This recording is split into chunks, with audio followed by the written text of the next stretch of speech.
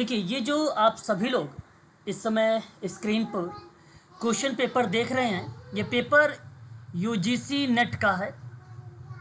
हालांकि पेपर होना था दिसंबर 2024 में, लेकिन डेट पोस्टपोन्ड हो गई और एग्ज़ाम हुआ 8 जनवरी 2025 को। सोशल वर्क का ये प्रश्न पत्र है। यूजीसी नेट के अलावा अगर हम बात करते हैं medical social service officer grade second के लिए भी ये प्रश्न बहुत ही इम्पोर्टेंट बनेंगे। आज मैं आप लोगों से डिस्कस करने वाला हूँ पार्ट 5 के बारे में, यानी 1 से लेकर 4 पार्ट मैंने आप लोगों को विथ एक्सप्लेनेशंस यानी व्याख्या के साथ आपको पेपर मैंने यहाँ पे सॉल्व करा के दे दिया है 4 पार्ट में, यानी 4 घंटे में। ठीक है, आज हम उसी के आगे बढ़ेंगे। हर एक प्रश्न के पीछे मैं आप लोगों को तर्क भी दूंगा, यानी उसकी व्याख्या भी दूंगा। ठीक है, तो चलिए स्टार्ट करते हैं। 112 नंबर का ये पेपर, जो क्वेश्चन पेपर देख रहे हैं आप लोग, ये हो चुका है और इसी के आगे बढ़ेंगे तो 113 नंबर का क्वेश्चन पेपर आपकी स्क्रीन पर आएगा। तो जरा जवाब बताइए कि बुनियादी मिश्रित विधि डिज़ाइन के कौन से प्रकार हैं। ये रिसर्च का क्वेश्चन है आपके सामने, है ना। ये सवाल जो आपके सामने दिया गया है ये रिसर्च का क्वेश्चन पेपर है।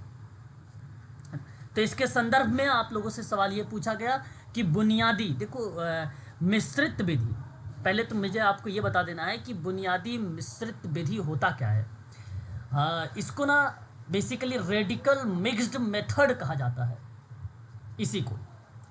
ठीक है, बुनियादी मिश्रित विधि डिज़ाइन, या तो आप इसे कह लीजिए कि मिश्रित मेथड रिसर्च डिज़ाइन है। सिंपल बात है। और ये एक ऐसा अनुसंधान डिज़ाइन है जो दोनों मतलब मात्रात्मक व गुणात्मक, ठीक है, यानी क्वांटिटेटिव और क्वालिटेटिव दोनों तरह के शोध विधियों का एक साथ उपयोग में लाया जाता है। तो उस क्रिया को हम लोग बोलते हैं बुनियादी मिश्रित विधि। क्योंकि ये मिश्रण है, मिक्स है, इसलिए आपका मात्रात्मक और गुणात्मक दोनों चीज़ें शामिल होगी। अब ऑप्शन में कहीं लिखा नहीं है कि मात्रात्मक और गुणात्मक। आगामी परीक्षा में अगर कहीं किसी पॉइंट में लिखा हो मात्रात्मक गुणात्मक, तो आप वहाँ पे इसको इन्वॉल्व कर लेना। ठीक है, इस प्रकार के डिज़ाइन का उपयोग अक्सर तब किया जाता है, जो बुनियादी मिश्रित विधि डिज़ाइन है, अक्सर इसका उपयोग तब किया जाता है जब एक शोधकर्ता यानी आप, ठीक है, किसी जटिल समस्या को व्यापक रूप से समझाने के लिए यहाँ पे दोनों प्रकार के डेटा का लाभ उठाना चाहते हैं, तो उस प्रक्रिया में इस विधि को लागू करेंगे। फिर से मेरी बात को सुनिए। एक सामाजिक कार्य करता है या एक अनुसंधान करता है, आप किसी जटिल समस्या या उस जटिल समस्या के व्यापक रूप से समझकर किसी चीज पर या कहीं आप लोग उसे व्याख्या करना चाह रहे हैं।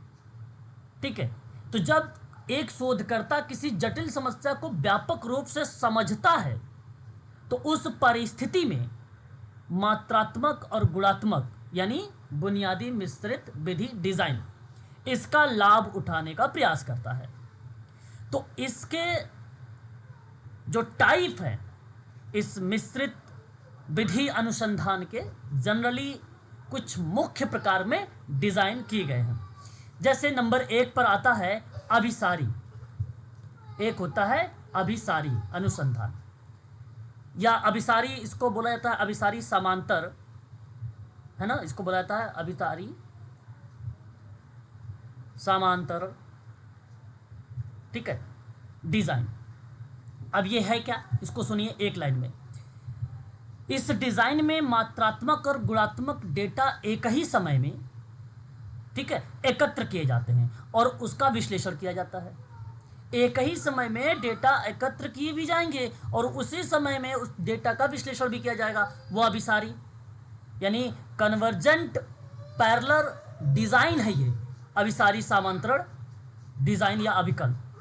फिर दोनों डेटा सेटों की तुलना करके आप क्या करते हैं, निष्कर्ष निकालते हैं। किस में निष्कर्ष निकालते हैं, दोनों डेटा का, मात्रात्मक और गुणात्मक डेटा का क्या करते हैं, कंपेयर करके आप निष्कर्ष निकालते हैं। तो वो अभिसारी डिजाइन का पार्ट बनेगा। तो ये डिजाइन उन मामलों में उपयोग होता है जब शोधकर्ता मात्रात्मक गुणात्मक दोनों दृष्टिकोणों को एक साथ जोड़कर किसी समस्या को समझता है। अब आपके पास कोई प्रॉब्लम है, उस प्रॉब्लम को आप अपने पॉइंट ऑफ व्यू में गुणात्मक और मात्रात्मक दोनों दृष्टिकोण को जोड़कर समस्या को समझ रहे हो आप, तो वो अभिसारी समांतरण है। तो ये आपका टाइप जो बनेगा एक प्रकार का ये बनता है। दूसरे नंबर पे आता है व्याख्यात्मक अनुक्रमिक। व्याख्यात्मक अनुक्रमिक। आवाज वगैरह जा रही क्लियर? बताइएगा एक बार, समझिएगा भी अपने, ठीक है। तो देखिए ये एक्सप्लेनेटरी सीक्वेंशियल डिजाइन है। ये व्याख्यात्मक अनुक्रमिक जो डिजाइन होता है, इसको हम लोग इंग्लिश में कहेंगे एक्सप्लेनेटरी सीक्वेंशियल डिजाइन। अब सुनिए इसमें क्या होता है, ध्यान से सुनिएगा। इस डिजाइन में पहले मात्रात्मक डेटा एकत्र किया जाएगा। कॉपी पर नोट कर लिया करो आप लोग। इस डिजाइन में क्या होगा, पहले मात्रात्मक डेटा को कलेक्ट किया जाएगा और फिर उसका विश्लेषण किया जाएगा व्याख्यात्मक में। फिर मात्रात्मक परिणाम को समझने के लिए, देखिए किसका परिणाम, मात्रात्मक का। मात्रात्मक का मतलब मैं पहले ही बता चुका हूं आप लोगों को, इंग्लिश ध्यान रखिएगा। मात्रात्मक का मतलब होता है क्वांटिटेटिव। तो मात्रात्मक परिणामों को समझने के लिए गुणात्मक डेटा एकत्र और विश्लेषण किया जाएगा। तो सबसे पहले तो मात्रात्मक डेटा को कलेक्ट करोगे, फिर उसका विश्लेषण करोगे। दूसरी बात आप ये भी कह सकते हो कि अगर आपको मात्रात्मक परिणामों को समझना होगा तो उसके लिए आपको गुणात्मक डेटा को कलेक्ट करना पड़ेगा, फिर उसका विश्लेषण करना पड़ेगा। अब इस डिजाइन को उन मामलों में उपयोग किया जाता है जब शोधकर्ता यानी आप मात्रात्मक डेटा से प्राप्त परिणामों को समझने के लिए गुणात्मक डेटा का प्रयोग करते हैं, है ना, गुणात्मक डेटा का प्रयोग करते हैं, ठीक है। तो ये चीज ध्यान रखिएगा। अब देखिए तीसरा एक आता है खोजपूर्ण अनुक्रमिक। खोजपूर्ण अनुक्रमिक तीसरा होता है ये। हम लोग इसको बोलेंगे एक्सप्लेनेटरी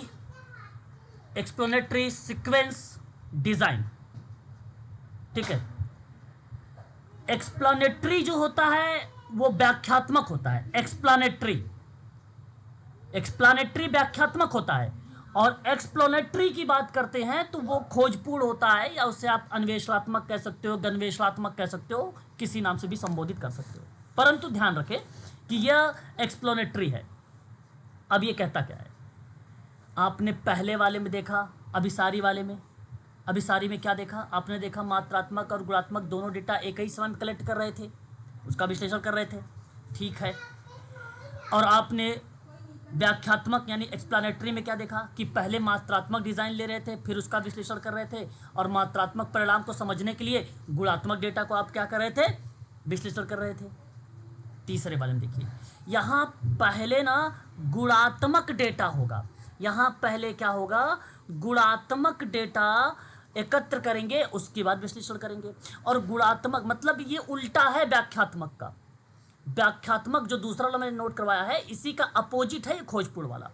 तो गुणात्मक डेटा से प्राप्त जानकारी के आधार पर मात्रात्मक डेटा एकत्र करोगे और उसका विश्लेषण करोगे।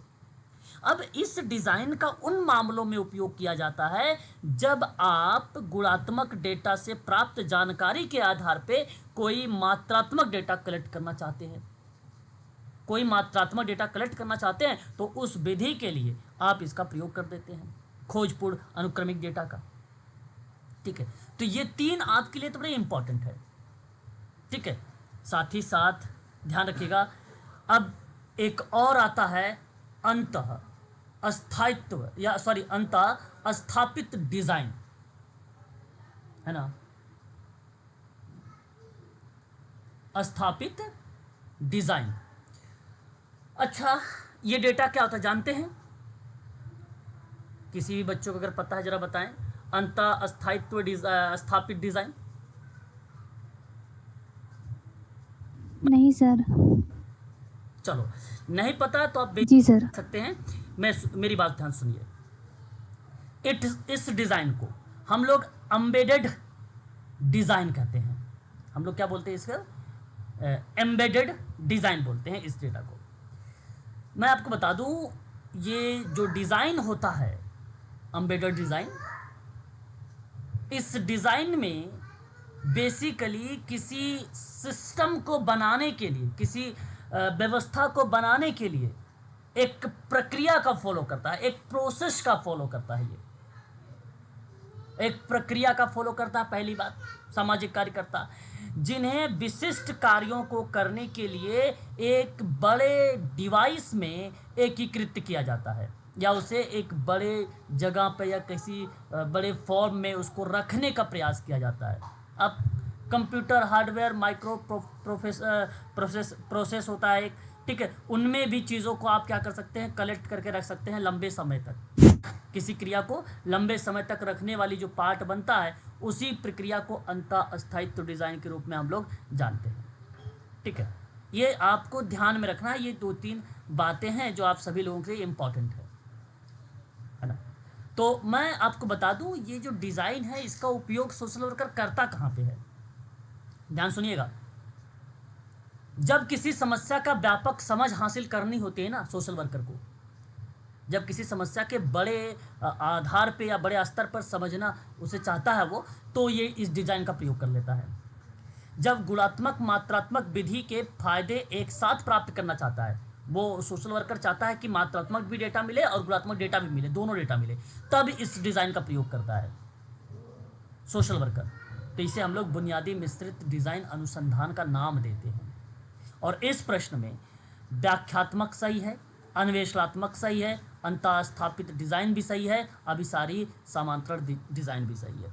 तो आप ABCD को लगा दीजिए, और ABCD अगर आप लगा रहे हैं तो विकल्प में आपका कौन सा जाना चाहिए? Option number A. समवर्ती डिज़ाइन नहीं होता है, समवर्ती डिज़ाइन नहीं होता है, इस बात को आप सभी लोग ध्यान रखिएगा। आशा करता हूं कि अब आपको बातें समझ में आ गई होंगी।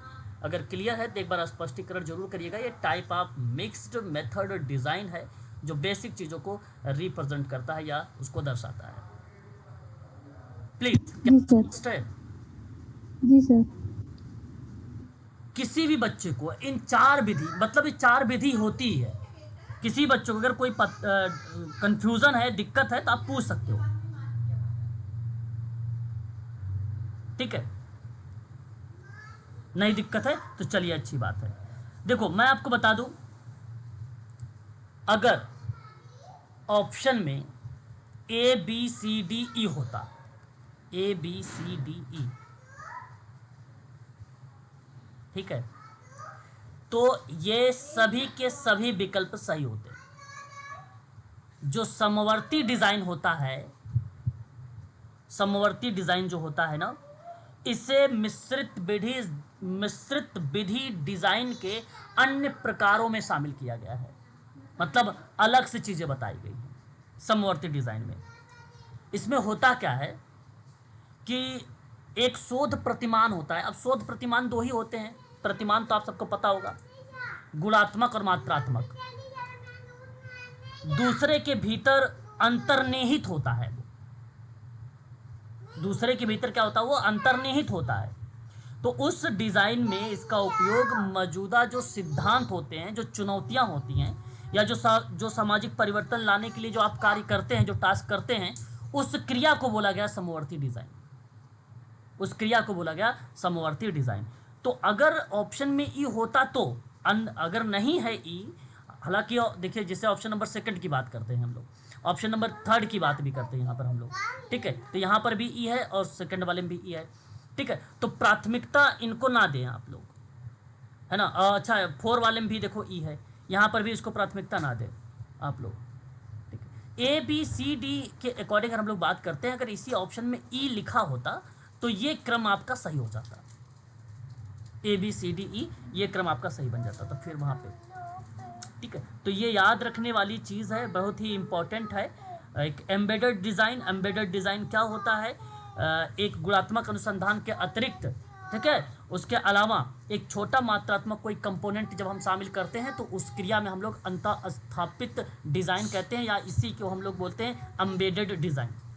ठीक है, ये याद रखिएगा आप लोग। चलिए आगे बढ़ते हैं। सवाल बहुत अच्छा था, थोड़ा मैंने समय लिया है क्योंकि आप लोगों की ये चीज़ें शायद नहीं करवाया था, यहाँ पर मैंने आपको कंप्लीट करवा दिया है। एक बार इस वीडियो रिकॉर्डेड है, आप चाहो तो दोबारा भी देखकर इसके नोट्स बना सकते हो, छोटे में एक पेज पर। बहुत इंपॉर्टेंट है, चाहे वो KGMU के लिए हो, चाहे वो UGC नेट के लिए हो सकता है आपको UGC नेट में भी पूछा जा सके इस सवाल। चलिए आगे बढ़ते हैं क्वेश्चन नंबर 114 पर। सूची 1 के साथ सूची 2 का हमें मिलान करना है। ठीक है, एक तरफ पुस्तक दिया गया है तो दूसरी तरफ लेखक दिए गए हैं। आसान सी चीज़ें हैं, मैं आप लोगों से लगभग काफ़ी दिन से पढ़ा रहा हूँ सोशल वर्क के बारे में, तो आप सब जानते भी होंगे इसके बारे में भली भांति तरीके से। जैसे अगर मैं कहूँ सामुदायिक संगठन के बारे में या सामुदायिक कल्याण संगठन के बारे में बात करता हूँ तो नाम ऑर्थर डनहम का आता है, आप सबको मालूम है। ऑर्थर डनहम ने कम्युनिटी ऑर्गेनाइजेशन में कुल कितने सिद्धांत दिए थे? 28 सिद्धांत दिए थे, जिसमें से 7 सिद्धांत क्या थे? शीर्ष पे रहे थे, शीर्षक पे रहे थे। ठीक है, तो इनका एक ना कम्युनिटी वेलफेयर ऑर्गेनाइजेशन करके इनकी पुस्तक भी है, जहां इन्होंने 28 सिद्धांतों के बारे में चर्चा भी किया था। तो कम्युनिटी ऑर्गेनाइजेशन में इनका नाम थोड़ा सा इम्पोर्टेंट है, ये चीज़ आप जरूर ध्यान रखिएगा, परंतु वेलफेयर ऑर्गेनाइजेशन में। लेकिन अगर हम बात करते हैं समाज में श्रम का विभाजन, तो आप भली भांति तरीके से जानते हैं इमाइल दुर्खिम का नाम वहाँ पे आ जाता है। ठीक है, अगर हम बात करते हैं कम्युनिटी ऑर्गेनाइजेशन में तो नाम तो बचा एक ही भाई, क्या नाम बचा? मुर्रेजी रॉस का नाम बचा। ठीक है, यहाँ पर। लेकिन समाज कार्य तथा सामाजिक क्रिया, अब आप सबको पता है, मैं अभी हाल ही में आप लोगों को शायद कल ही बताया, कोई बच्चा मुझसे पूछ भी लिया कि सर महात्मा गांधी जी की तो पहले डेथ हो गई थी सन 1984 में, आप किताब का नाम बता रहे हो social work and social action करके, महात्मा गांधी जी का नाम, और साथ ही साथ मैंने वहाँ पर नोट किया है, कल वाली क्लास देख लीजिएगा आप लोग, वहाँ पर मिल जाएगा। और HY सिद्दीकी का नाम, HY सिद्दीकी का नाम वहाँ पे मैंने बताया था। अब यहाँ देख सकते हो कि समाज कार्य तथा सामाजिक क्रिया की जो पुस्तक है वो HY सिद्दीकी से आ जाती है 1984 में। और एक आपको और मिलता है social work and social action में, केनिथ विलियम प्रे का नाम सन 1945 में, ये भी मैंने कल आप लोगों के क्लास में बताया था। याद है क्या आप लोगों को? अगर याद है तो अच्छी बात है, नहीं याद है तो दोबारा से देख लो यहाँ पे। ठीक है, तो ये अब बताइए जरा मुझे कि इसका सुमिलित कहाँ से पॉइंट हुआ है, कहाँ से मिलान हुआ है, चला एक बार यहाँ पर आप लगा के बताएं। विकल्प, अच्छा विकल्प दिखा दो, विकल्प शायद नहीं दिख रहा आप लोगों को, विकल्प आपके सामने आ गया है, अब बताइए बताइए। ऑप्शन 2।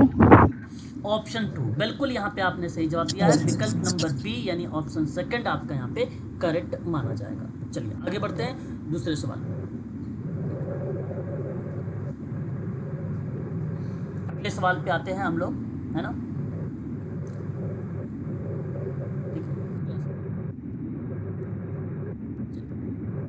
कौन सा लोकप्रिय सामाजिक क्रिया प्रारूप नहीं है? ये देखो आज की क्लास होगी, आज क्लास होगी 7 मान के लिए 7:20 करिएगा, 7:20 PM पर होगी, अभी क्लास करेंगे आप लोग, और वहाँ मैं आप लोगों को बताऊंगा आज सामाजिक क्रिया के प्रारूप। ठीक है, मॉडल।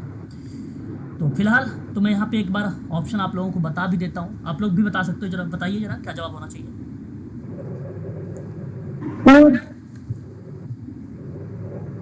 Sorry, question number 115।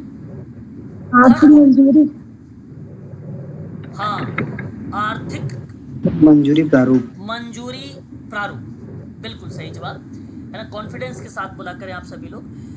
यहाँ आपने जो ये चीज़ बताया है आपने करेक्ट बताया है, गलत नहीं है। देखो लोकप्रिय सामाजिक क्रिया प्रारूप में अक्सर जनता की जो लामबंदी जो क्रियाएं शामिल है, जिसमें विशेष उद्देश्यों को प्राप्त करने के लिए विरोध प्रदर्शन या हड़ताल जैसी तरीकों का हम लोग उपयोग करते हैं सोशल एक्शन के लिए। ठीक है, तो उस दृष्टिकोण में ये चीज़ें आती हैं। तो देखो यहाँ मैं आपको बता दूँ, एक होता है प्रत्यक्ष लामबंदी मॉडल, है ना, लामबंदी मॉडल। अच्छा, सन 1984 में ये जानते हो किसने दिया था? बिट्रो का नाम सुना है? बिट्रो का सन 1984 में ये मॉडल बिट्रो ने दिया था, है ना, बिट्रो ने दिया था प्रत्यक्ष लामबंदी का। फिर एक दिया था इसने द्वंद्वात्मक मॉडल का, है ना, मॉडल का। ठीक है, और एक दिया था चेतना मॉडल को। इस तरीके के इन्होंने जो है क्रियाओं को प्रस्तुत किया था। बेसिकली था क्या ये? सामाजिक क्रिया दो तरीके का होता है, सामाजिक क्रिया का मॉडल दो तरह की होता है, एक होता है अभिजात और एक होता है लोकप्रिय। तो सवाल में लोकप्रिय पूछा गया है। अभिजात के अंतर्गत भी 3 आते हैं, आज देखोगे आप लोग, और लोकप्रिय के अंतर्गत 3 आते हैं, जो मैंने 3 यहाँ पे बता दिए आपको लोकप्रिय के अंतर्गत। अब मेरी बात को बड़े ध्यान सुनिए कि इन तीनों में होता क्या क्या है। ठीक है, जैसे मैंने आपसे कहा कि प्रत्यक्ष लामबंदी मॉडल। अब जो ये प्रत्यक्ष लामबंदी मॉडल है, इस चीज़ को सुनिएगा, ये मॉडल अन्याय और असमानता को सीधे चुनौती देने के लिए जनता को संगठित करता है। प्रत्यक्ष लामबंदी है ना, सीधे जनता को क्या करता है, वहाँ से जोड़ने का प्रयास करता है और विरोध करता है, हड़ताल करता है, अन्य प्रकार का प्रदर्शन करता है या सार्वजनिक प्रदर्शन करता है, वो प्रत्यक्ष लामबंदी का पाठ करता है। लेकिन एक आता है द्वंद्वात्मक मॉडल या द्वंद्वात्मक गतिशीलता का प्रारूप होता है ये। इसमें इस मॉडल में ना सामाजिक परिवर्तन लाने के लिए ना हम क्या करते हैं, कम्युनिकेशन करते हैं, संवाद करते हैं, बातचीत करते हैं, उस पर ज़्यादा देते हैं। तो जब भी कोई शक्ति या सत्ता में बैठे लोगों के साथ विचार विमर्श करना हो या समझना हो या क्रिया के लिए साझा करना हो या किसी एक्टिविटी को तलाशना है, तो उस दृष्टिकोण में द्वंद्वात्मक मॉडल का प्रयोग करते हैं। ठीक है, उस संदर्भ में चैतन्य कह लीजिए या चेतना कह लीजिए, बेसिकली ये पार्ट तो रिलेट कराता है पाउलो फ्रेरे का, परंतु विट्रो के द्वारा ही ये चीज़ें लोकप्रिय और अभिजात इन्हीं का पार्ट माना जाता है, विट्रो का। लेकिन चैतन्यकरण, शुद्धिमतीकरण जैसे सिद्धांत है या प्रारूप है, ये जब भी नाम आए तो आप पाउलो फ्रेरे का नाम लगा सकते हो। तो सामाजिक मुद्दों के बारे में जागरूकता और समझ पर जो कोई एक्टिविटी कार्य होता है, वो चेतना मॉडल को दर्शाता है। इन संदर्भों में लोगों को देखने को मिलता है। अब इन्हीं को देखो, अगर मैं डायरेक्ट मोबिलाइजेशन का पार्ट करता हूँ तो उसे हम लोग बोल सकते हैं प्रत्यक्ष लामबंदी। ठीक है, अगर मैं आपसे बात करता हूँ डिलेकेटल का मतलब होता है एक प्रकार से द्वंद्वात्मक या आपसे कॉन्फ्लिक्ट जैसे मॉडल को रिप्रेजेंट कर सकते हो आप। और एक होता है, अगर हम बात करें चेतना में, कॉन्शियस जैसे मॉडल को रिप्रेजेंट किया जाता है। इस क्रिया के आधार पे इनको जो है डिफाइन किया गया है। ठीक है, तो लोक शक्ति भी बेसिकली क्या है, प्रत्यक्ष लामबंदी का ही पार्ट है। चेतना जो होता है वो सजगता प्रारूप को दर्शाता है, ये अलग अलग टर्म में लिखा गया है, बात वही है। प्रत्यक्ष लामबंदी को लोक शक्ति कहा गया है, चेतना को सजगता का प्रारूप बोला गया है। द्वंद्वात्मक तो ऑलरेडी आपको दर्शा ही रहा है कि ये द्वंद्वात्मक मॉडल है ये। ठीक है, लेकिन आर्थिक मंजूरी का प्रारूप है ये, फाइनेंशियल बेसिकली सेक्शन से एक प्रकार का फॉर्मेट होता है और इसमें कोई इसका रोल नहीं होता है। ठीक है, इसमें कोई भी इसका रोल नहीं होता है, इसको आप हटा सकते हो। 1 2 3, तो 4 वाला जो विकल्प जाएगा ये ऑप्शन सही हो जाएगा। ठीक है, तो शाम को क्लास अभी चलेगा ये 7:20 पर, आप इसको जरूर ज्वाइन करिएगा, वहाँ पर मैं आपको बताऊँगा प्रारूप, 6 प्रारूप के बारे में।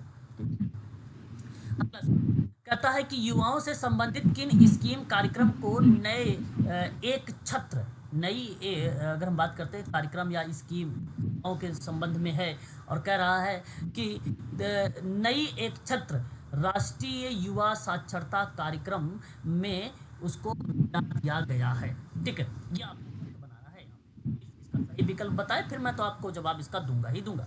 प्लीज़ एक बार अपने राय यहाँ पे जरूर स्पष्ट करें। Question number 160,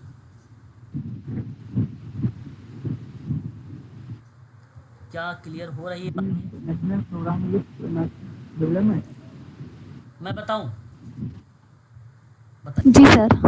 YC NPYAD NYLPD क्या है? युवाओं से संबंधित स्कीम है, तो इन चीज़ों को थोड़ा सा समझिएगा अच्छे से। ठीक है, देखिएगा, इस संदर्भ में अगर हम लोग बात करते हैं तो हमारे सामने युवाओं के लिए स्कीम और कार्यक्रम बनाए गए, जो बेसिकली बेस ये बनाए जा रहे थे कि नेशनल यूथ जो है कॉपर्स क्या होता है, national programme for youth and जो है एडोलसेंट डेवलपमेंट क्या होता है, national young leaders programme development क्या होता है। ये तीनों जो मैंने नीचे से BCD पढ़ा है अभी, ये राष्ट्रीय युवा साक्षरता कार्यक्रम है। अब ये जानना आप सबके लिए बड़ा इम्पोर्टेंट है, पहले एक एक करके बात जानेंगे हम लोग। ये जो राष्ट्रीय युवा साक्षरता कार्यक्रम है, मैं आपको बता दूं भारत सरकार ने इसे 2022 से स्टार्ट किया और 2027 तक रखा है। अब आप सोच सकते हो कि 2024 में ये 2025 में ही 8 जनवरी 2025 को ही ये पेपर में आ गया। 2022 से स्टार्ट है, 2027 के लिए ये बेसिकली शुरू किया गया एक प्रकार से प्री प्लानिंग प्लान है। इसका मुख्य उद्देश्य ये बताया गया कि भाई 15 से लेकर 35 वर्ष के युवाओं को हमें क्या करना है, एजुकेट करना है, यानी साक्षर करना है। ठीक है, साथ ही डिजिटल साक्षरता और अन्य जो कौशल विकास है उस पर हमें इनको बल देना है। तो टारगेट इनका था 15 से 35 साल के बच्चों के लिए। अभी इसका क्रियान्वयन के रूप में अगर हम बात करते हैं तो इस योजना स्वयंसेवा और समुदाय की भागीदारी पर यह बल देता है। इसमें ना नेहरू युवा केंद्र संगठन जैसे स्वयंसेवी संगठनों की मदद ली गई। इसमें इन सभी में, इन तीनों के बारे में बात मैं कर रहा हूँ कि नेहरू युवा केंद्र संगठन जैसे स्वयंसेवा संगठनों से क्या लिया गया, मदद ली गई। अब जब ये मदद लेंगे तो उसमें क्या होगा, बेहतर जीवन होगा, रोजगार के अवसर मिलेंगे, सार्वजनिक परिवर्तन होंगे। तो राष्ट्रीय युवा साक्षरता कार्यक्रम भारत की युवा को सशक्त बनाने के लिए है और साक्षरता दर बढ़ाने के लिए है, और यह योजना युवाओं को बेहतर जीवन और अधिक अवसर प्रदान करने के लिए है। और ये बात स्पष्ट भी हो जाती है। लेकिन अगर मैं आपसे बात करता हूँ नेशनल यूथ कॉर्पस के बारे में, है ना, या इसे कॉबर्स भी कह सकते हैं, इसका अर्थ क्या होता है? पहला जो बी वाला पॉइंट लिखा हुआ है, राष्ट्रीय युवा कोर कह सकते हो आप। क्या बोल सकते हो? राष्ट्रीय युवा कोर कह सकते हो आप इसे। ये ना, यह युवा मामले और खेल मंत्रालय द्वारा इसको शुरू किया गया। बात को समझिए, ये युवा और खेल मंत्रालय द्वारा इसको शुरू किया गया। एक प्रकार की ये स्वयं सेवा योजना हो जाएगी। और इस योजना का जो मुख्य उद्देश्य था बी वाले पॉइंट का, वो पार्ट था 18 से लेकर 29 वर्ष के आयु वर्ग के जितने भी युवा हैं, उन युवाओं को राष्ट्र निर्माण की गतिविधियों में हमें उनको क्या करना है, शामिल करना है। राष्ट्र की गतिविधि में, अब राष्ट्र तो समझ ही रहे होंगे आप लोग, भाई युवाओं को राष्ट्र निर्माण में सक्रिय रूप से शामिल करना राष्ट्रीय युवा कोर कहलाता है। और 18 से 29 वर्ष के आयु वर्ग के युवाओं को राष्ट्र निर्माण की गतिविधियों में ही हमें शामिल करना है। इस योजना के तहत शामिल युवाओं के प्रति माह 5,000 रुपये का मानदेय दिया जाएगा। तो नेहरू युवा केंद्र संगठन इस योजना का क्रियान्वित करता है, तो इसलिए ये थोड़ा सा इम्पोर्टेंट का पार्ट बनता है हम सभी लोगों के लिए। ठीक है, रिलेट कराता है राष्ट्रीय युवा नीति को लेकर। अब आप जानते होंगे राष्ट्रीय युवा नीति भारत सरकार ने 2014 में चलाई थी। लेकिन सर सरकार को संशोधन में बहुत विरोध रहा है। क्या हुआ, आवाज दिक्कत हो रही क्या? कोई किसी प्रकार की दिक्कत है? बोलिए। अरे चलो ठीक है, आगे बढ़ते हैं। तो बात करते हैं कि national programme for youth and adolescent development. ठीक है, अब देखिए इस संदर्भ में अगर हम लोग बात करते हैं, नेशनल प्रोग्राम से संबंधित है ये। और पहली बात तो आपको ये फुल फॉर्म याद होना चाहिए। ठीक है, अब ये युवा और किशोर विकास के लिए राष्ट्रीय कार्यक्रम था ये। ठीक है, युवा मामले और खेल मंत्रालय के तहत ये भी शुरू किया गया, और ये 100% केंद्र द्वारा वित्त पोषित योजना थी। 100% केंद्र द्वारा, सेंटर द्वारा, कोई स्टेट का रोल नहीं था इसमें। रोल ये था कि युवाओं और किशोरों को सशक्त बनाना था इसमें, है ना, युवाओं को सशक्त बनाना था। और ये भी क्रियान्वयन नेहरू युवा केंद्र संगठन जैसे विभिन्न संगठनों के माध्यम से उसको क्रियान्वित किया गया था।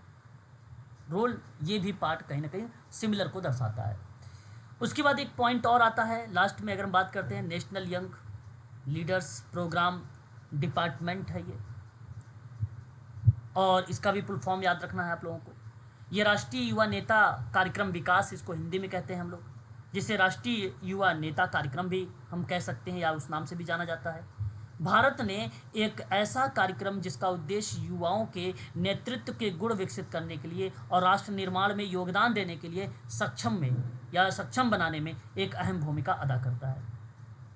तो इसका रोल ये था कि नेतृत्व क्षमता को विकसित करे युवाओं के अंदर, राष्ट्र निर्माण की बात करें, सामाजिक आर्थिक विकास की बात करें, शिक्षा पर बात करें, इस तरीके की क्रियाओं पर ये अपना एक अहम रोल अदा करता है। मैं आपको बता दूं कि इसी से संबंधित एक पार्ट और आता है राष्ट्रीय युवा दिवस, और वो मनाया जाता है 12 जनवरी को, है ना, 12 जनवरी को। तो ये चीज़ें थोड़ा सा ध्यान रखिएगा, नेशनल यंग लीडर्स प्रोग्राम के बारे में भी, इसका फुल फॉर्म भी और भी चीज़ें। लेकिन एक पहला ऑप्शन को अगर हम लोग बात करते हैं NSS के बारे में, नेशनल सर्विस स्कीम है ये, और ये एक स्वयंसेवी कार्यक्रम है भारत का, जिसका उद्देश्य ना उच्च शिक्षा और +2 स्तर के छात्रों को सामुदायिक सेवा देने की बात करता है। महात्मा गांधी जी ने अगर हम बात करते हैं शताब्दी वर्ष के दौरान 1969 में शुरू किया, और NSS जो है युवा मामले खेल मंत्रालय के तहत ही एक प्रकार की सरकारी पहल तो थी, परंतु यहाँ पे गांव और मलिन बस्तियों में काम करने वाले से लेकर सरकारी कार्यक्रम में भाग लेने वाले तक विभिन्न सामुदायिक सेवा गतिविधियों में लोगों को शामिल करने की बात कही गई थी उस परिपेक्ष में। तो ये तीनों से जो 2 BCD थे, इनसे ये डिफरेंट था राष्ट्रीय जो है सेवा कार्यक्रम, जो राष्ट्रीय युवा साक्षरता का कार्यक्रम का पार्ट नहीं था ये, है ना, उसका पार्ट नहीं था ये तो नेतृत्व टीम की बात कर रहा था, ये टीम भावना की बात कर रहा था, मूल्यवान कौशल विकसित करने की बात कर रहा था, ऐसी क्रियाओं पर बल दे रहा था, लेकिन राष्ट्रीय युवा साक्षरता कार्यक्रम से संदर्भ में नहीं था। तो ये कहा कि राष्ट्रीय युवा साक्षरता कार्यक्रम में उसको मिला दिया गया, तो मिलाया गया कौन कौन सा, तो BCD को मिला दिया गया है, और BCD अगर आप देखोगे तो विकल्प नंबर 3 में आपके सामने यहाँ पे दिया गया है। ठीक है, थोड़ा सा अच्छा सवाल है, इसलिए थोड़ी सी मैं व्याख्या आप लोगों से कर रहा हूँ, चीज़ों को समझते भी रहिएगा आप लोग। ठीक है, आगे बात करते हैं क्वेश्चन नंबर नेक्स्ट। ठीक है, ये बड़ा आसान सवाल है, क्वेश्चन नंबर 1। सॉरी, बताइए क्या कह रहे हैं, आवाज़ क्लियर नहीं आ रही सर, स्पष्ट करिएगा प्लीज़, तेजी से बोलिए। चलिए सवाल बताइए। कह रहे हैं सर हमें नेहरू स्कीम क्या कह रहे हो? अरे यार चलो, अच्छा क्लास में लो, तो क्वेश्चन करो।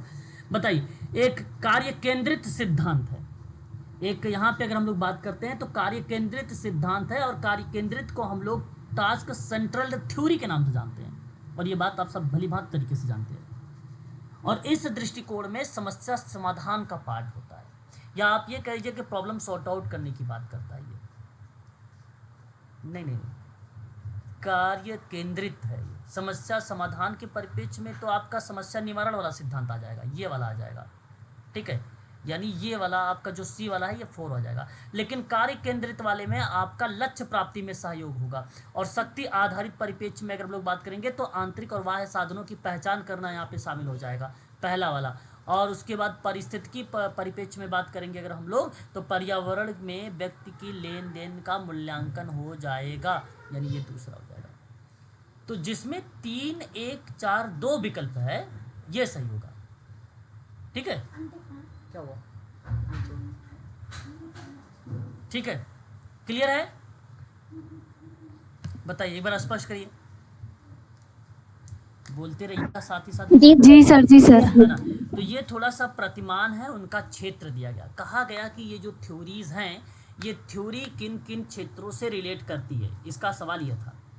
तो हमने कहा कि भाई जैसे कार्य केंद्रित एक थ्योरी है, एक टास्क हम लोग जानते भी, टास्क सेंट्रल्ड थ्योरी, और ये टास्क सेंट्रल्ड थ्योरी बेसिकली किसको रिलेट कराती है? तो देखो, वैसे तो अगर मैं आपसे बात करूं, एक समस्या समाधान की बात तो करता ही करता है, समाज कार्य का मॉडल तो है ही है, क्लाइंट के कार्यों के माध्यम से समस्या का समाधान करने में बड़ा मदद करता है ये क्लाइंट सेंट्रल थेरेपी। तो इस परिप्रेक्ष्य में या इस दृष्टिकोण में अगर हम लोग बात करते हैं तो इसके 4 स्टेप आते हैं। एक स्टेप इसी का आता है, टास्क सेंट्रल थेरेपी का पहला स्टेप होता है समस्या की पहचान करना, पहला स्टेप। दूसरा स्टेप होता है सहयोगात्मक करना या सहयोगात्मक लक्ष्य निर्धारित करना, सहयोगात्मक लक्ष्य निर्धारित करना। और तीसरा होता है उद्देश्य बनाना, यानी कार्य बनाना, आप ऐसा कह सकते हो। और चौथा होता है सफलता का मूल्यांकन। तो ये 4 स्टेप होते हैं, ये 4 स्टेप होते हैं, ठीक है। और ये चीज़ें ध्यान रखिएगा। अब इस टास्क सेंट्रल थेरेपी में ना देखो, एक तो सूक्ष्म कार्य आ जाएगा, माइक्रो स्तर पर जो अभ्यास होता है, छोटे परिवार के साथ या बच्चों के साथ काम कर रहे हो या किसी एक व्यक्ति के साथ काम कर रहे हो, तो भी वहाँ पे ये टास्क सेंट्रल लागू होगा। यदि आप मान लीजिए संगठन में काम कर रहे हो या ग्रुप में काम कर रहे हो, तो वो मीज़ो स्तर पर भी लागू होता है, तो वहाँ पर भी आप कह सकते हो कि मीज़ो स्तर का भी प्रैक्टिस होता है कार्य केंद्रित, ठीक है। माइक्रो मतलब एक बड़े प्रणाली की बात करते हैं, किसी मुद्दों को लेकर, सोशल एक्शन को लेकर बात करते हैं, कम्युनिटी वगैरह के साथ काम करते हैं, तो भी वो कार्य केंद्रित थेरेपी जो है वहाँ पे लागू हो जाती है। गरीबी हो गया, मादक द्रव्य कोई सेवन कर रहा है, किसी समस्या से वो ग्रसित है या किसी सामाजिक मुद्दों से वो जूझ रहा है, तो ऐसी क्रिया में हम कार्य केंद्रित थेरेपी का यहाँ पर प्रयोग में ला सकते हैं या हम लोग उसका यूज कर सकते हैं। ठीक है, तो ये थोड़ा सा आप लोगों को ध्यान रखना है इस परिपेक्ष में।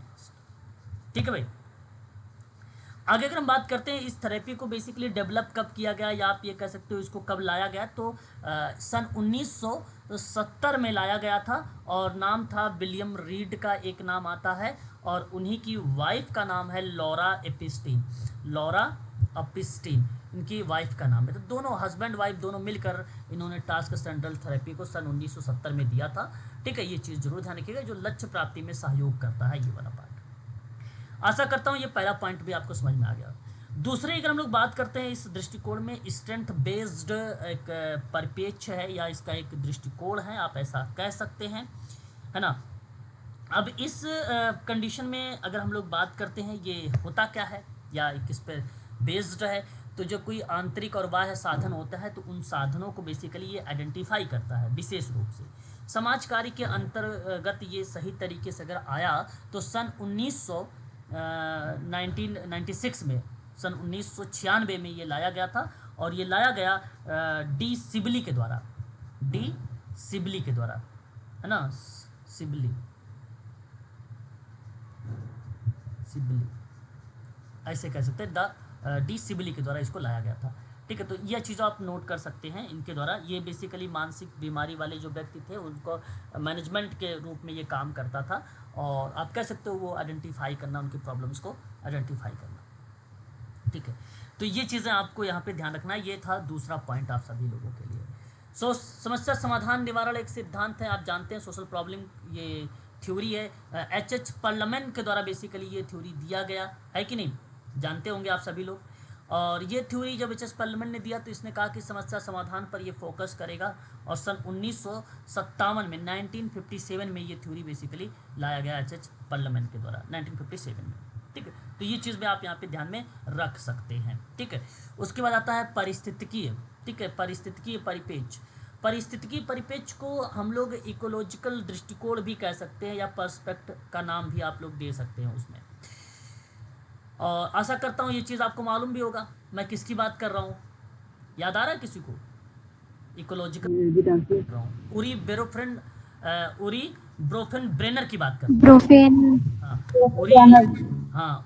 उरी ब्रोफेन ब्रेनर की बात मैं कर रहा हूँ। पारिस्थितिकीय तंत्र का एक सिद्धांत है जिन्होंने हम लोग बोलते हैं पारिस्थितिकी परिपेक्ष भी बोलते हैं, और सन 1979 में इन्होंने ये दिया था। तो वर्ष के साथ सारे विद्वानों का नाम भी बता दिया ये थ्योरी में, और इसमें ये चीज़ें दर्शाने की कोशिश किया गया कि मानव विकास का अध्ययन करके उनके तरीकों के प्रभाव को रेखांकित किया जाए या पर्यावरण में व्यक्ति के जो लेन देन या एक्सचेंज जो क्रियाएं हैं उसका इवेल्युएट किया जाए। ठीक है, तो ये था। तो नाम, वर्ष और ये उनका क्षेत्र भी आपको याद रखना होगा। तो जिस विकल्प में 3 1 4 2 होगा वो विकल्प आपका सही होगा। 3 1 4 2 ऑप्शन नंबर 3। ठीक है, क्वेश्चन नंबर आगे बढ़िए। थोड़ा सा तीव्र गति से करते हैं एक सवाल को, है ना, और क्योंकि एक्सप्लेनेशंस दे रहा हूँ इसलिए थोड़ा समय लग रहा है।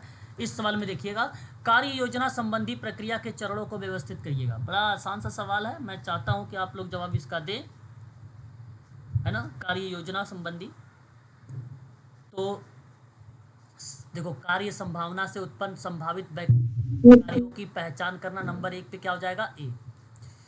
करार दिया जाए, या अब देखो इस सवाल को समझना बड़ा ज़रूरी होता है। इस टाइप के जो सवाल वगैरह आते हैं थोड़ा सा लंबा लंबा लेंथी सब कुछ लिख देता है और हम लोग आइडेंटिफाई कर ही नहीं पाते हैं उस दृष्टिकोण में।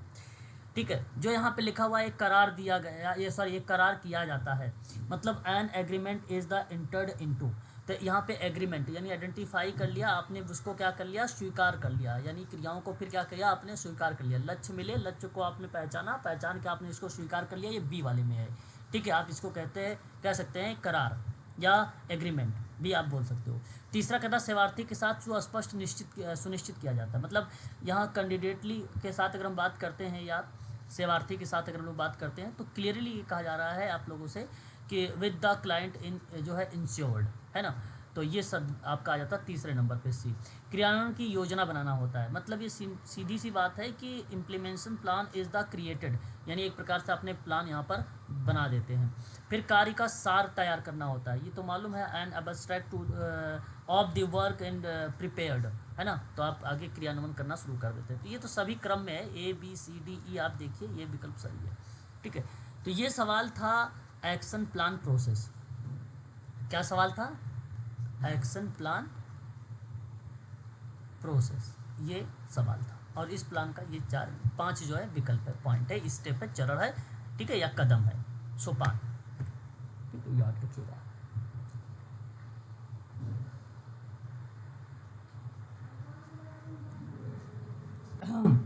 चलिए अगला सवाल लिखिए।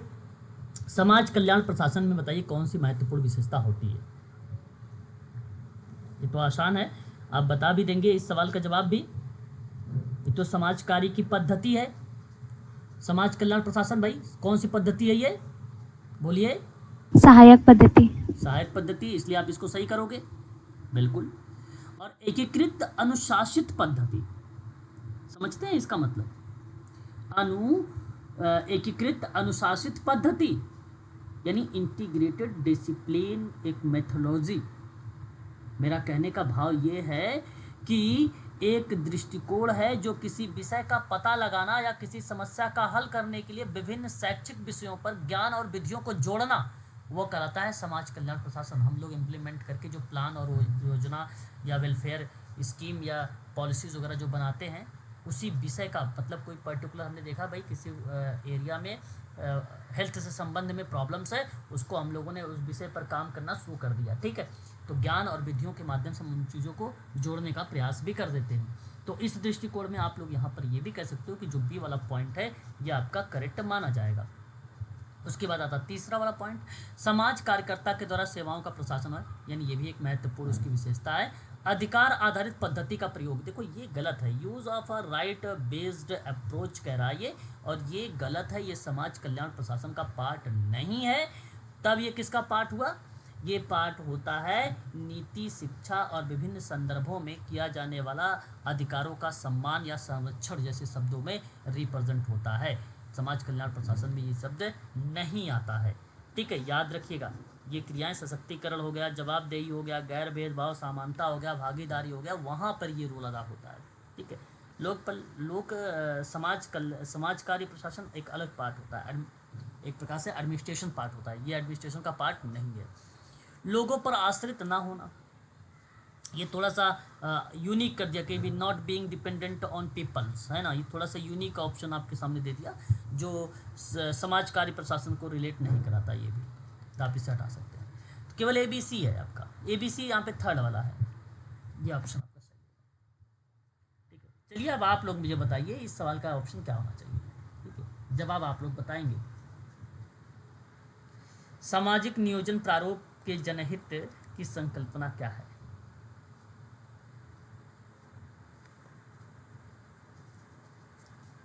आदर्शवादी एकात्मक।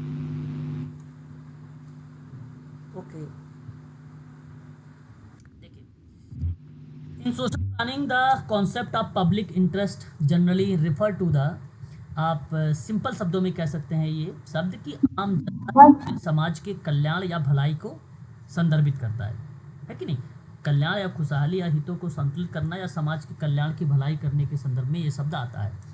तो ये इस शब्द का जो बेसिकली प्रयोग में लाया जाता है वो विकल्प नंबर सेकंड की अगर हम लोग बात करते हैं तो आदर्शवादी एकात्मकता शब्द आता है। अच्छा, ये होता क्या है ये आदर्शवादी एकात्मकता? आमतौर पर आदर्शवाद के एक ऐसे रूप को संदर्भित करता है जो सभी वास्तविकता की मौलिक एकता पर बल देता है, जो अक्सर एक एकल और सर्वोच्च मन या चेतना से संबंधित होता है। तो वो आदर्शवादी एकात्मकता का रोल अदा करता है, ठीक है। तो आदर्शवाद तो एक दार्शनिक दृष्टिकोण है ना। वास्तविक मूलतः भौतिक ना होकर मानसिक और आध्यात्मिक होता है। तो उस संदर्भ को हम लोग यहाँ पर रिलेट कराते हैं। तो ये जो शब्द आया जानते हो किसका था? ये हेगलवाद था, है ना।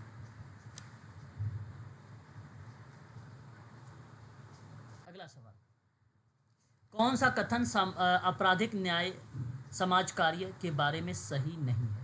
गलत लिखा हुआ है। आप पढ़ेंगे मैनेजमेंट की प्रक्रिया, प्रबंधन का, तो वहाँ आपको देखने को मिलेगा इस सवाल के बारे में। आपराधिक न्याय समाज कार्य क्या होता है,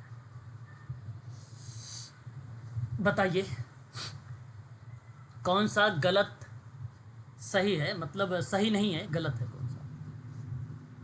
नहीं, ये सवाल है, नहीं पता, मैं बताऊं? पहला था। Yes sir option third.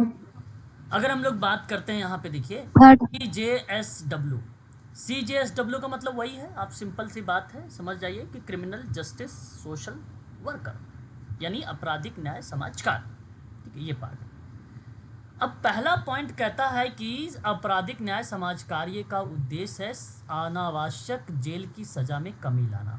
और ये बात जरूरी नहीं सोशल वर्कर के आधार पर देखा जाए, हर दृष्टिकोण में अगर देखा जाए तो सही है। अनावश्यक जेल की सजा में कमी ला जाए, भाई बात सही है, उचित थोड़ी ना है वो। सभी को बेसिकली व्यक्ति समुदाय को है ना जेल करने के लिए आप उनका समर्थन करें, ये गलत पार्ट है। आप देखो, जेल के विकल्पों को बढ़ावा देकर समुदाय में व्यक्तियों के समर्थन करने की, अनावश्यक जेल की सजा को कम करने का एक महत्वपूर्ण रोल होता है, और ये पार्ट आपका पॉजिटिव के रूप में आता है, ना कि नेगेटिव है। फिर कहता है कि CJSW पुलिस समाज कार्य हो गया, परिवीक्षा पुनर्वास जैसे अनेक सेवाएं प्रदान करता है, और ये बात देखो सही है। सवाल हमें ये ढूंढना है समाज आपराधिक न्याय समाज कार्य में कौन सा सही नहीं है, गलत लिखा हुआ है। तीसरा पॉइंट में कहता है CSW पुलिस समाज कार्य, यहाँ तक बात सही है, सुधारात्मक समाज कार्य और फोरेंसिक समाज कार्य के प्रति समान। ये देखो सबके अलग अलग रूल है ना, पार्ट या दृष्टिकोण हम लोग बात करते हैं पॉइंट के परिपेक्ष में, तो सबके अलग अलग पॉइंट्स और विचारों को रिप्रेजेंट किया जाता है। तो इसलिए मैं आपसे कहूँगा कि ये स्टेटमेंट एक नहीं है, सिमिलर नहीं है आपराधिक न्याय समाज कार्य के दृष्टिकोण में। ठीक है, आपराधिक न्याय समाज कार्य वास्तव में पुलिस समाज कार्य, सुधारात्मक समाज कार्य और फोरेंसिक समाज कार्य जैसे अन्य क्षेत्रों से निपटने से संबंधित और अक्सर उनके साथ ओवरलैप करने के संदर्भ में रोल अदा करता है ना, उसके संदर्भ में रोल अदा करता है, तो उस दृष्टिकोण में सही रहेगा। अच्छा, पुलिस समाज कार्य क्या होता है, मैं आपको एक एक करके बताता हूँ। पुलिस समाज कार्य ना जैसे घरेलू हिंसा हो गया, बाल दुर्व्यवहार हो गया, मानसिक स्वास्थ्य संबंधी चिंता हो गया, उनको संबोधित करने के लिए कानून प्रवर्तन एजेंसियों के साथ काम करना शामिल करता, तो उसको हम लोग पुलिस समाज कार्य बोलेंगे। ठीक है भाई, घरेलू हिंसा, बाल दुर्व्यवहार, मानसिक स्वास्थ्य संबंधी कोई एंजाइटी या चिंता है तो उसके संदर्भ में। एक होता है सुधारात्मक समाज कार्य, जहाँ जेल सहित सुधारात्मक सुविधाओं में व्यक्तियों के साथ काम करने की बात करता है, पुनर्वास करने की बात करता है, सुगम बनाने की बात करता है, पुनः एकीकरण की बात करता है, कैद व्यक्तियों को आवश्यकता के अनुसार उस पर बल देने का प्रयास करता है, तो ये पार्ट इसमें आता है।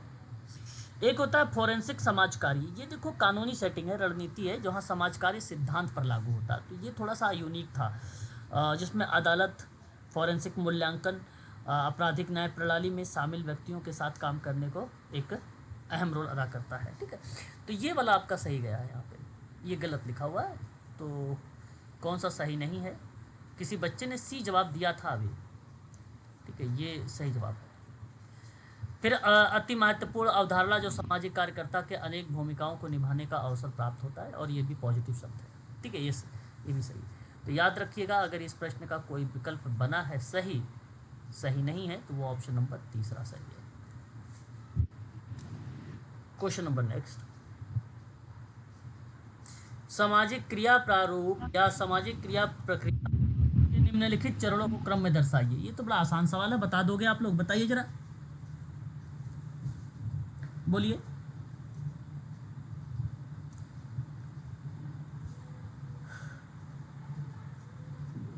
सर जागरूकता को विकसित करना। पहले नंबर पे। जी सर, संगठन का विकास। अगर आपने पहला नंबर आइडेंटिफाई कर लिया तो विकल्प के आधार पर भी आप कह सकते हो कि यहाँ ऑप्शन जो जाने वाला है वो थर्ड विकल्प होगा। पहले पे लोगों में जागरूकता विकसित करना, ये बात सत्य है। फिर उपयुक्त संगठन का विकास करना, यानी आपका ए। फिर उसके बाद अगर हम लोग बात करते हैं लक्ष्यों का निर्माण और प्रक्षेपण, हो जाता है यानी बी। फिर उसके बाद आपका एक राय तैयार करना होता है, और फिर उसके बाद लास्ट में आ जाता है आपका वास्तविक क्रिया यानी ई। ठीक है, तो ये ऑप्शन आपके सामने प्रस्तुत है, ये ऑप्शन आपका सही माना जाएगा, सामाजिक क्रिया का प्रक्रिया। ठीक है, जहां हम लोगों ने पहले नंबर पे अगर हमने देखा है तो लोगों में जागरूकता यानी to create awareness among people यानी आपका डी पहले नंबर पे। दूसरे नंबर पे हमने उपयुक्त संगठन का विकास यानी डेवलपमेंट ऑफ सुटेबल ऑर्गेनाइजेशन। फिर उसके बाद तीसरे पर बी यानी लक्ष्य का निर्माण और प्रक्षेपण यानी formulation of projection of goal. और फिर उसके बाद सी एक राय तैयार करना होता है, वन फॉर्मिंग एंड ओपिनियन आप कह सकते हो, अपनी राय। तो ये फिर उसके बाद आपका लास्ट में आता है ई वास्तविक क्रिया यानी एक्चुअल एक्शन। ठीक है, तो ये शब्द आपका यहाँ पे सही होगा, थर्ड वाला विकल्प। चलिए आगे बढ़ते हैं, एक और सवाल देखते हैं हम लोग।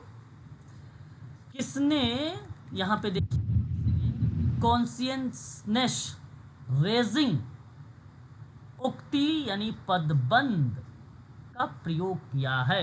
तो बड़ा आसान सवाल है, हम तो आप सबको मालूम भी होगा, ये तो बताइए जरा, ऐसा कोई बच्चा जिनको ये सवाल ना पता हो। ये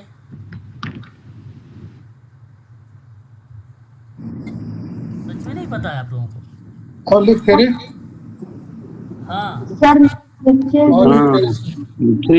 थ्री भाई आपका चैतन्यकरण है, इसी को चेतना भी बोला जाता है, इसी को शुद्धिमतीकरण भी बोला जाता है। सही जवाब आप में से जिन बच्चों ने दिया है पाउलो फ्रेरे, उन्हीं का नाम यहाँ पे करेक्ट माना जाएगा। ठीक है, ये सही जवाब है। इनके नाम में हमेशा एक शब्द याद रखिएगा, पैडागोजी शब्द, शिक्षा शास्त्र। जब कभी आता है तो जरूर उसी के साथ रिलेट करते हैं विद्वान, है ना। तो थर्ड ऑप्शन आपने सही दिया है, याद रखिएगा, ये भी इम्पोर्टेंट था। क्वेश्चन नंबर 124, राष्ट्रीय बहुआयामी निर्धनता सूचकांक किन तीन समान महत्व के आयामों के आधार पर अनुमान लगाया जाता है? ये तो बड़ा आसान सवाल आ गया है, बताइए 124 का। पहला है सर। गलत गलत गलत दूसरा।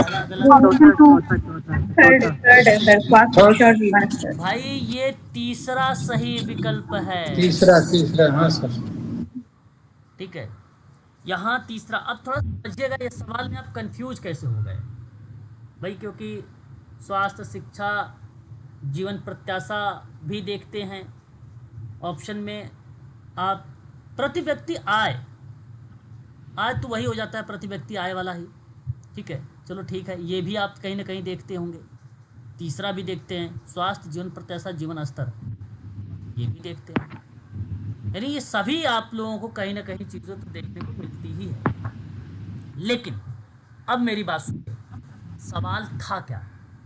इस सवाल को आइडेंटिफाई करने में आपने गलती कर दिया, इस वजह से आपने कोई पहला कोई दूसरा जवाब दे रहे थे। तो राष्ट्रीय बहुआयामी, यहाँ पे कीवर्ड यही है, राष्ट्रीय बहुआयामी गरीबी सूचकांक, the national multi dimension poverty index है ये ऑप्शन तीसरा वाला। इसी को हम लोग बोल सकते हैं the national multi dimension poverty index. इस दृष्टिकोण में आपके सामने तीन शब्द आते हैं। नंबर 1 पे आता है हेल्थ, नंबर 2 पे आता है एजुकेशन, नंबर 3 पे स्टैंडर्ड ऑफ लिविंग, जीवन स्तर, यही ना, स्टैंडर्ड ऑफ लिविंग, ये शब्द आता है। तो तीन आयाम पर आधारित है राष्ट्रीय बहुआयामी गरीबी सूचकांक। तो वो तीन आयाम कौन कौन से डायमेंशन, तीन डायमेंशन कौन कौन से? तो स्वास्थ्य, ठीक है, शिक्षा और जीवन। ठीक है, अब इन्हीं आयामों का मूल्यांकन सस्टेनेबल डेवलपमेंट गोल में जो है रेखांकित किया गया, 12 संकेतों का उपयोग किया गया। अब देखो सवाल कैसे पूछा जाएगा, हो सकता है 21 जून को पेपर में सवाल यही आ जाए।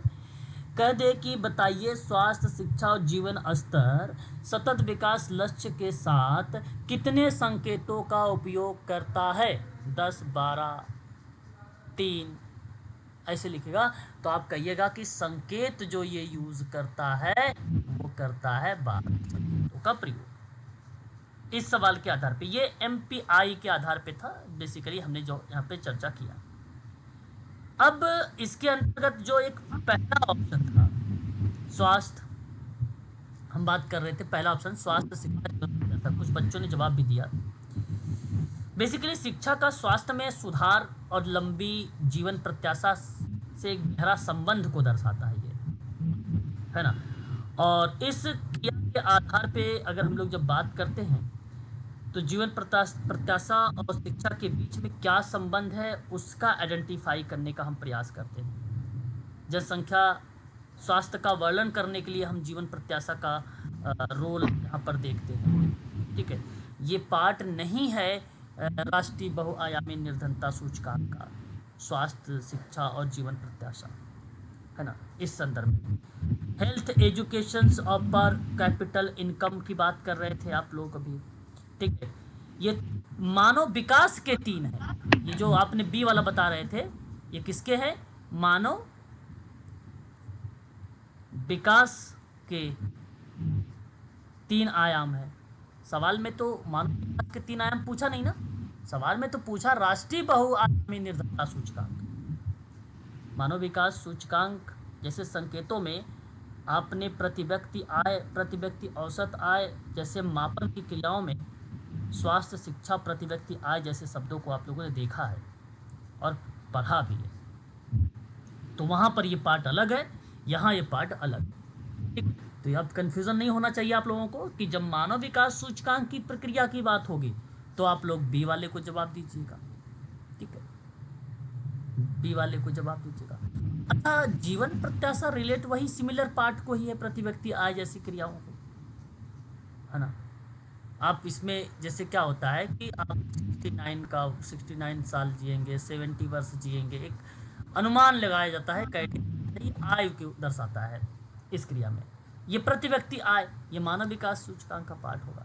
लेकिन जीवन स्तर आपका शिक्षा हो गया, स्वास्थ्य हो गया, ये राष्ट्रीय बहुआयामी निर्धनता का सूचकांक आप लोगों को बताता है।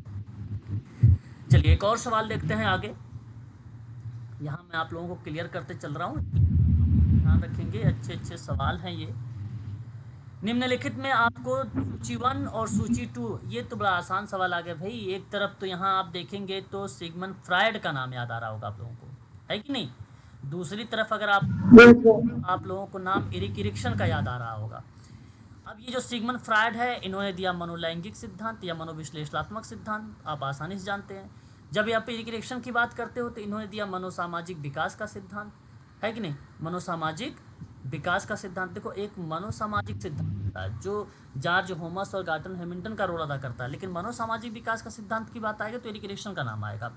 तो इनके जो 8 चरण हैं, इन 8 चरणों में इनका जो शुरुआती 4 चरण है, 1, 2, 3, 4, वो कौन कौन से हैं? जो इनके बेसिकली 4 चरण दिए गए हैं सिगमंड फ्रायड के, वो 4 चरण हैं। इनके टोटल 5 चरण हैं, लेकिन 4 चरण बताइए कौन कौन से हैं जो मैच करते हैं इरिक इरिक्सन के। ये दो सहयोगी जो बहुत पक्के मित्र हैं, ठीक है, इन दोनों ने मिलकर बाल बातचीत, ठीक है। तो चलिए एक बार आइडेंटिफाई करिए, और 0 से लेकर 18 माह की अवस्था है सिगमंड फ्रायड की, बताइए किससे मैच करेंगे ये? हाँ, ये 4 से सर, बिल्कुल सही जवाब आ पा रहा है सर आपका। एक एनल स्टेज यानी गुदी अवस्था है, 18 से लेकर 3 वर्ष है। आप सही जवाब क्या देंगे? स्वायत्तता बनाम ग्लानि। तीसरा सर, और पूर्व एक स्कूल है, प्री स्कूलिंग एज है, आप जानते भी हैं। 2 इसका पहल बनाम अपराध से। अब मान लो जो हाँ, और एक है मिडिल स्कूल, और मिडिल स्कूल उद्योग बनाम हीन भावना, बिल्कुल ठीक है। तो ये देखो 6 से 11 साल का बच्चा है, आप कहोगे नहीं आप नहीं कर पाओगे काम, हम ही कर लेंगे, तो जाहिर सी बात है उसके अंदर जब कहोगे कि नहीं कर पाएगा तो उसके अंदर एक हीन भावना जैसी चीज़ें जो है एक्टिव हो जाती है या सक्रिय हो जाती है। तो उस रूप में ये रोल अदा होता है या उसको देखा जाता है। फिलहाल इस प्रश्न का जवाब देखिए, जहां पर 4 3 2 1 हो, वो ऑप्शन कौन सा है? 4 3 2 1 तो पहला ही ऑप्शन है कि नहीं? पहला ऑप्शन सही है ना? पहला ही ऑप्शन जी सर, पहला है। बिल्कुल। अगला सवाल देखिए, लिंग आधारित बजट की विशेषता। ये सवाल अच्छा है और आखिरी सवाल है। बचे हैं आपके पास कुल टोटल 24 क्वेश्चन। ये कल खत्म हो जाएगा, कल समाप्त हो जाएगा ये पेपर। अच्छा पेपर है, अच्छा क्वेश्चन पेपर है, सारी चीज़ें हैं, है ना? अभी रिसेंटली का सारा कुछ है ये, तो ये कल आपका समाप्त हो जाएगा पेपर। चलिए ये बताइए, लिंग आधारित बजट क्या विशेषताएं हैं उसकी, क्या विशेषता दर्शा सकती है? जैसे सुनिएगा, इसे महिला और बाल मंत्रालय द्वारा आरंभ किया गया है क्या? मैं आपको अभी समझाऊंगा इसके बारे में, मैं लेकिन आपको यहाँ पे बता दूं ये गलत है। लिंग आधारित बजट ना महिला और बाल विकास मंत्रालय के द्वारा आरंभ नहीं किया गया है, इसलिए गलत है। लिंग आधारित जो बजट होता है ना, स्त्री पुरुषों को मुख्य धारा में लाने का यंत्र है। ये तो बात सही है भाई, ये तो पॉजिटिव शब्द है। फिर कहता है इसमें स्त्री पुरुष परिप्रेक्ष्य में सरकार की विभिन्न आर्थिक नीतियां भी शामिल होती है, यानी ये भी बात सही है आपकी। देखिए 2 BC सही हो गया आपका। इसे विशेषकर महिलाओं और बालिकाओं को लक्षित करने को बारे में नहीं है। देखो यहाँ सवाल आ गया अब कि यह विशेषकर महिलाओं और बालिकाओं को लक्षित करने के बारे में नहीं है। यहाँ तो बात करता है स्त्री और पुरुष के मुख्य धारा, स्त्री पुरुष का परिपेक्ष, यानी पुरुषों का नाम भी शामिल है। और इस थर्ड वाले ऑप्शन में कहा कि भाई पुरुष नाम लिखा ही नहीं रहे, लेकिन आगे देखो स्पष्ट किया है लक्षित के बारे में नहीं है, तो इसलिए पॉइंट क्या होना चाहिए? सही होना चाहिए। यस या नो? सही। हाँ, ये महिलाओं के लिए पृथक बजट है। देखो अब देखो फिर अलग कर दिया महिलाओं को। भाई मैं कह रहा हूँ महिला पुरुष दोनों को लेकर सोचो, क्योंकि जेंडर बजट है ना, तो इसलिए तो ये भी यहाँ पे पृथक कर दिया, मतलब अलग कर दिया, यानी ये भी नहीं है। ठीक है, अब तो कुछ हद तक आपको बातें तो जेंडर आधारित जो विशेषता होती है वो क्या होती है ना, कुछ हद तक। लेकिन आगे सुनिए, अभी बात खत्म नहीं हुई है। जी सर। तो लिंग आधारित जो बजट होता है ये ना सभी पर जेंडर के प्रभावों की जांच करता है। ध्यान रखिए, केवल महिला बजट या नीतियों को देखना इसका काम नहीं है, बल्कि सभी कार्यक्रम नीतियों पर जेंडर यानी महिला और पुरुष के प्रभावों की जांच करें, पहली बात।